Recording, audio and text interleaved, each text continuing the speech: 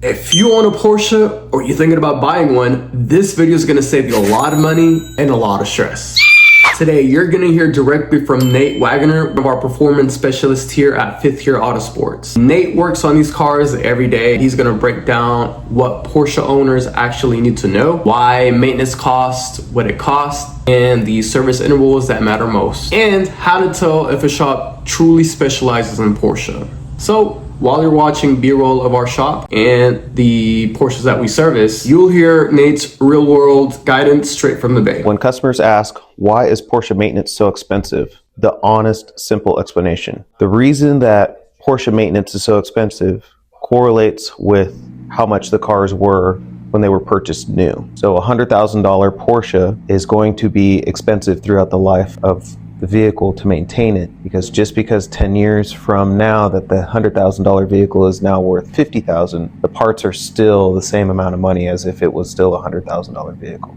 Also, the amount of labor that is involved with doing certain items on these cars is why there's a very high amount of cost with maintaining a car. For example, a Porsche Panamera, the engine air filter is behind the front bumper cover. So to be able to get to the engine air filter is 2 to 3 hours of labor to be able to replace that. So there's a lot of cost involved with the filter, with a lot of labor as well. What do you commonly find on Porsches that follow the long oil interval change via a conservative interval? We've actually seen this happen on several vehicles, especially on the Cayennes that the customer did go the recommended 10,000 mile interval. And at 80,000 miles, the car was on its 8th oil change and already was producing sludge, causing oil pressure codes. It was very easy to pinpoint because we pulled the oil cap off and just looked down inside the valve cover, and there was a lot of sludge. And they religiously followed what their dash said, which was at 10,000 miles, they would change it. Do not recommend going 10,000 miles on an oil change. 5,000 miles or 1 year if you want the vehicle, the engine to last as long as possible. Explanation that I've gotten for why they've gone to 10,000 mile intervals is essentially to look better to the EPA. I don't know if that's the truth or not, but it makes sense that they look more green by extending the oil change intervals. Whether or not that oil change interval means that you can actually go that long, from my experience, people that have gone 10,000 miles on oil changes usually have some significant oil sludge and oil pressure problems before 100,000 miles. The dealership is going to recommend based off what the manufacturer says. So they're going to probably tell them 10,000 miles as well. I don't recommend doing 10,000 mile oil changes. I've pulled the drain plug out of cars that I've gone 10,000 miles on an oil change, and it is very thick, very black, not recommended to go that long. So what does a proper major service include that most owners don't realize they're paying for? That's a little open-ended, but what does proper major service? So a proper major service to me would be, which is a big one on the Porsches, which is a 10-year service. So 10 years, they recommend multiple fluids. A big expense is the ignition coils. So there's a mileage interval. There's also a time interval. So say the car only has 15,000 miles on it, Porsche still recommends to replace the ignition coils every 10 years. So most vehicles, the spark plug interval on Porsches is between 30,000 miles for the turbo motors or 60,000 miles. Well, not only do you need to do the spark plugs, but you need to do the ignition coils regardless of mileage at 10 years. So a proper major service, you're going to have $1,000 in parts alone for the ignition coils if it's a V8 car. So things that they don't realize that they're paying for is not just items that need to be replaced based off mileage, but also time. So there's going to be a lot involved with that. And then another thing that they're not necessarily realizing what they're paying for is the expertise of the technician to go through front to back to make sure that, have you done your proper service? Is the proper service done properly? That's what a part that you don't realize that they're paying for is, why is it so expensive? Because you have somebody that knows what they're doing looking at it. If someone buys a used Porsche with unclear history, what are the first 3 things you want to inspect or baseline? This is a variable question because it's very different between say a Cayenne, a Macan, or a Panamera compared to a 911, whether that be air-cooled or that be a late model 911. Always recommend to have a second opinion. 3 things that we do on a late model car would be, first and foremost, is we hook the scan tool up to it and do a full vehicle scan, scanning every control module. Another thing that we do is check the vehicle's Carfax history, and not just for accidents, but also for service history. So if there's 0 service history via the Carfax and the customer or the seller can't provide any paper trail, probably not a good idea to making the investment in buying. Third thing is also structural integrity, just based off using visualization of your eyeballs looking at the car. If you can physically see door gaps don't look like they're right, there's a lot of corrosion, the paint feels sandy, it doesn't feel glossy and smooth from neglect of no wax or proper car washes. Those are really big three things that you can trigger pretty quickly of, hey, is this something I want to make an investment in? One is, there's a lot of codes, probably something to stay away from, or if there's zero codes, did somebody just clear everything before we start looking at it? So those are the big three things, but always get a second opinion. One thing that I can say is if you're buying a Porsche, even if it's from the dealership and they don't allow you to take it to a third party or a second party to do an inspection, that's a big red flag. I would walk away from that car. If they say, no, everything's perfect, you don't need to do that, generally they're hiding something. Not saying every time that's the way it is, but if you are not allowed to take that car off property and go and have it inspected by somebody you trust, don't buy that car. What is the best ROI maintenance item you recommend prevents the most expensive outcomes?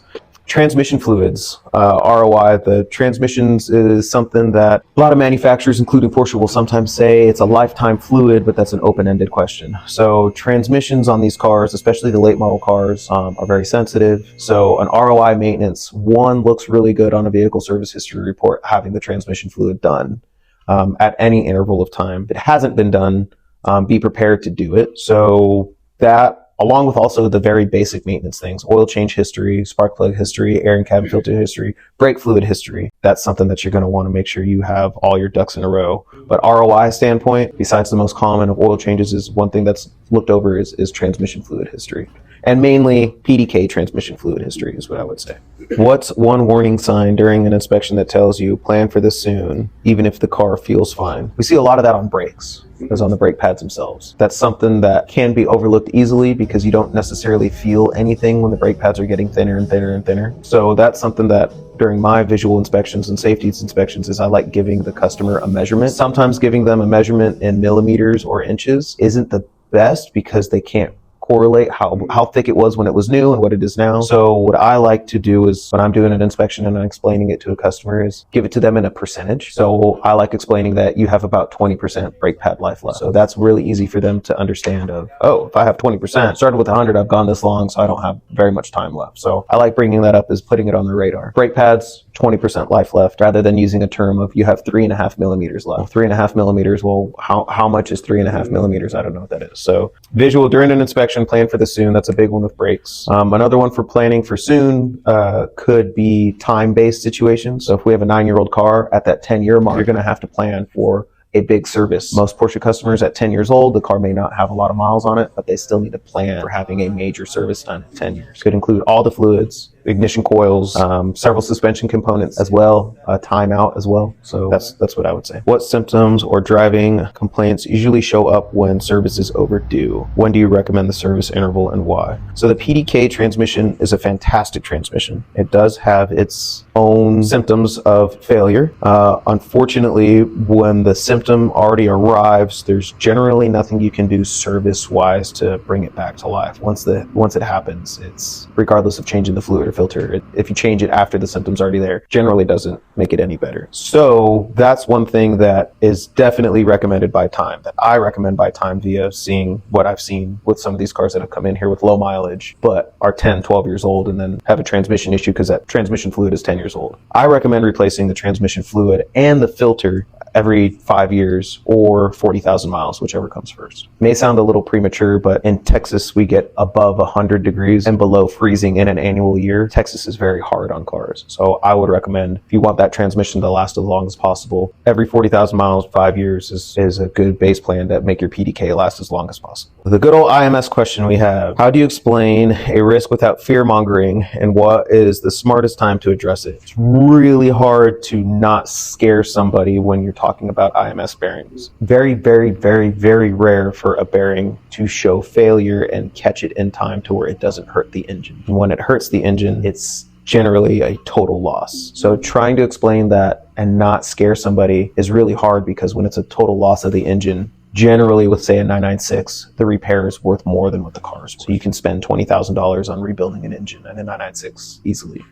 So trying to explain that to somebody and not scare them is, I would say, almost impossible because there's some fear, there's some risk involved with that. So the best time to do the IMS bearing, if it hasn't been done, is every car going to fail? No. Have I seen failures? Yes. So the internet really likes to make the IMS bearing a really bad guy. Overall failures that I've seen in my career is pretty small on the early 996s and 997s, and the really early 997s, I should say. So if you have 125,000 miles on your car, I would replace it. If you have 30,000 miles on your car, probably still recommend replacing it when the time comes to do a clutch. So if it's a lower mileage vehicle, still has the factory clutch, usually a clutch on these cars is good for 60 to 70,000 miles, depending on the driving, whoever's driving. So that's when I would plan on doing the IMS bearing, is at the same time you're doing a clutch, because you have to take the clutch off to be able to get to the IMS bearing. So I would recommend doing the IMS bearing, timing it while you're doing the clutch. It's one of those situations that, yes, it's failed. It's not a super high failure rate. It's not as high as a failure rate as the internet makes it out to be. But if you're already in there, it's worth the money to put it in, even on an ROI standpoint. If you go to sell that car later on, knowing that it's got, our favorite is L&N engineering,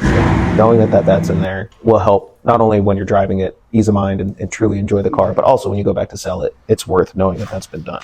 Something that I'm going to add to the early 996 is that I've seen more engines failed for this than I have for IMS bearing is the timing chain tensioner pads. I've had more engines blown up from that than I've had from IMS bearing failure. So that's something to look at. That's something to dig into. Cooling, overheating. What early signs do you want owners to take seriously before it turns into a big repair? Definitely get your coolant serviced every 5 years. Not only is that going to make sure that it's properly lubricated and the antifreeze protection is there, but also it's going to prematurely find things that could end up either overheating your engine or leaving you stranded on the side of the road. You'll be able to find either a small leak or weak components when you're doing a coolant service. So every 5 years for cooling service. Coolant in Texas, like I already said, above 100, below freezing, it gets a workout. So not only is it protecting the engine for when it's 100 degrees outside, but then it's also protecting the engine when it's 20 degrees outside, so it's not going to freeze. Can't stress that enough. Of every 5 years, regardless of mileage, have your coolant service. All Porsches, obviously not air-cooled cars because there's no coolant in it, but all Porsches, 5 years, just do it every 5 years, and that make sure it's good to go. If a Porsche owner is calling around, what 3 questions should they ask and confirm the shop truly Porsche capable? One thing they can ask is, one, be as blatant as you possibly can. Do you work on Porsches? If they say yes, say what do you specialize in with Porsche? That word specialize will either bring you a in-depth explanation of what they do, which is a good sign, or if they give you the blanket, we specialize in all of them, that's a little bit of a flag for me. If we specialize in all of them, what does all of them mean? Does that mean I can bring my 1988 911 air-cooled car and you can fix that? Or does that mean that you're only going to be doing some of the late model stuff? Or does that mean you only work on a specific? So asking what they specialize in, if they can give you a clear and concise, we specialize in the air-cooled cars, we specialize in the water-cooled cars, and we specialize in all makes and models, or all makes with an explanation of what exactly they specialize in. Is it just maintenance? Do they specialize in just the brake side of this? So that's one thing I would ask, is what they specialize in. Another question I would ask would be, ask their labor rate. That would one, if it's too good to be true, if it's very low, probably a reason it's low. That's one thing I would ask, is what their labor rate is. Going with the cheapest is never a good option with these vehicles. So if somebody calls and asks, you ask, so what do you specialize in? What's your labor rate? If their labor rate is $99 an hour, generally the person working on the car is getting paid a fraction of that. So it's probably somebody that doesn't have the experience to work on these expensive cars. So an average labor rate that I would recommend a Porsche repair facility to be in would be between the $250 and $300 range is what you can expect to pay. On the high end, it doesn't scare me to see a shop charge $330 an hour to work on these Porsche cars. If that's something that you can't wrap your head around, it's probably not the brand to invest in for yourself. Be prepared to spend, I've seen it even as high as $350. And that's something that comes with. So if you have a Boxster you just bought for $15,000, you're going to want the right person working on it, and it's going to cost you around roughly, I would say, about $300 an hour for somebody to work on the Boxster. So it's not uncommon to have a $15,000 Boxster, and the first time you take it in, it needs $3,000 to $5,000 worth of maintenance and basic repair. A lot of that is the labor. Third reason of what they should ask is, what's their history? What's their history with the brand? If it's little to none, or they can't answer that, we're great because we can say that we've had a combined of 100 years of combined Porsche service history here, or experience. So that's something you should ask, is what's your history with the brand? How long have you guys been working on them? How did you get your start with Porsche? That's another good one that I'd ask. What's a red flag the shop might not be right for Porsche, even if they say they're European specialists? What does dealer level actually mean in an independent shop? I would like to say that we put ourselves, as Fifth Gear, we put ourselves above what dealer level is. We have a lot of customers come to us because they don't want to go to the dealer. And I'm not saying just as Autosports. I'm saying as an organization. They come to us. I like using that term of the dealers kind of keep us in business, if you know what I mean. So dealer level, I would say we're above that. Now our pricing, the pricing at the dealership is very expensive. I would say we're also above them, that we can beat the dealer's pricing, but we're not inexpensive. That's something that I got to make very clear. I just harped on making sure that your shop is charging properly, or you're paying the right amount of money to do it. You can be overly charged, and the dealer's really good about doing that. We are expensive, but we're expensive for a reason. We are not overpriced. Dealer level actually means that we're going to do, one, we're going to do whatever it takes to get your car fixed. Two, we're going to do it in a way that the dealership, I know the dealership's not going to do. They're not going to take the time and attention to, we don't want you to just be another customer as far as a number on the computer screen. What we like to separate ourselves as the dealer is your Fifth Gear family when you come into the shop. It's taking so long. Come to find out, everybody else in the independent, all my other buddies are all running into the same thing.